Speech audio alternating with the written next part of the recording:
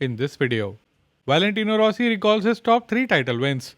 Shocking announcement from Toprak Razgatlioglu's manager. And MotoGP is not an option for 2022, says Davide Brivio.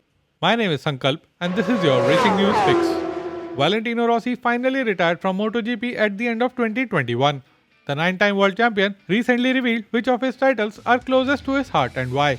But before he officially made the retirement announcement, there was a tiny hope that he might race for his own team for a year or two before finally calling it quits.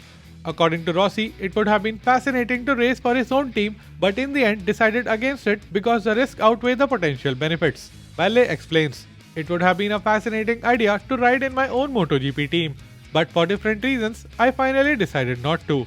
I would have to change brands, and it would have been a sensible project if I could have planned it for 2 years or more. But when it is just one season, I think the risk outweighs the potential benefit.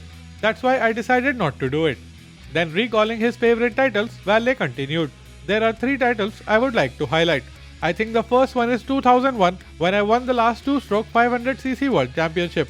Then I have to mention the 2004 when I became 4-stroke MotoGP World Champion in my first year with Yamaha.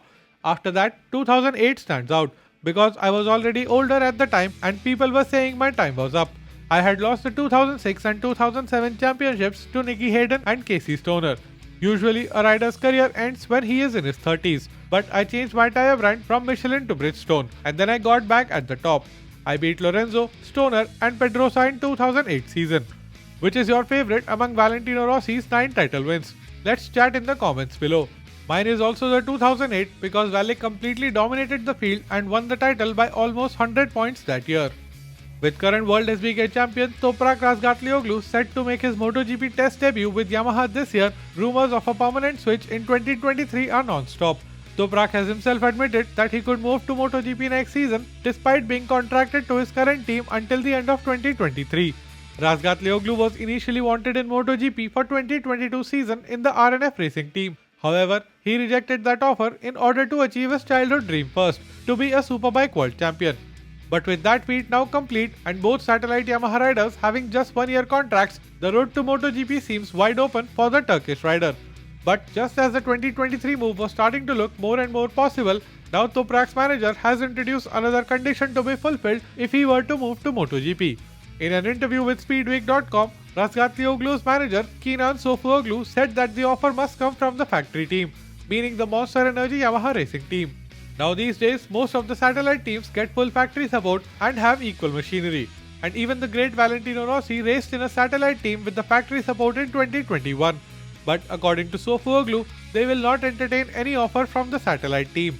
Sofuoglu said, "I've already talked to Yamaha about it and they are very interested in Toprak riding MotoGP in the future. But I will be very careful with Toprak's career.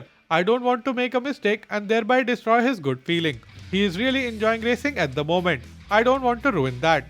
Razlan Razali has already asked us several times about the next season, but we are not interested. I told him clearly that only the factory team is suitable for us. If Yamaha makes an offer for the factory team, only then we will think about it.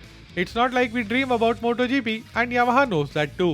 We won't be racing for a B team, only for the factory team. Now if we look at it rationally, Fabio's contract ends in 2022, but Yamaha would do everything they can to keep him in their camp for as long as they can. And Frankie already has a contract for 2023. So assuming Fabio doesn't leave Yamaha for Ducati or Honda, there is no space in the factory team in 2023. So that means the switch gets postponed to 2024. By then Toprak would be 27 and with all the young talent flooding through Moto3 and Moto2 classes, who knows whether there will be space in the factory Yamaha team at that point. And both Suzuki riders and project leader Shinichi Sahara have openly admitted that the lack of a dedicated team manager hurt them more than they had anticipated. And ever since Brivio visited the MotoGP paddock at Austria, the rumors of him coming back have been non-stop. Both Alex Rins and Joan Mir also said that they would love it if Brivio could come back to Suzuki. However, Shinichi Sahara put an end to all those rumors at the team boss's press conference at Valencia. But rumors of Brivio's return to MotoGP still didn't stop as he was now being linked to VR46 Racing team. Now finally Davide Brivio himself has put an end to all the rumors of his return to MotoGP once and for all. Getting straight to the point, Brivio said, "MotoGP is not an option for 2022 at the moment. I am in Formula 1 and we are working on the next season so we can sort out how to get organized with Alpine. In fact, I hope to continue and for this reason, I am thinking of nothing else."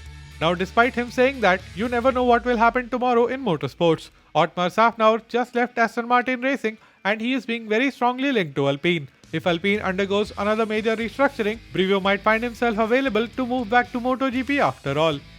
If you made it till here, help me out. Subscribe to the channel and ring the notification bell. Here are 2 more videos which you might enjoy. My name is Sankalp and I'll be back with another video very soon.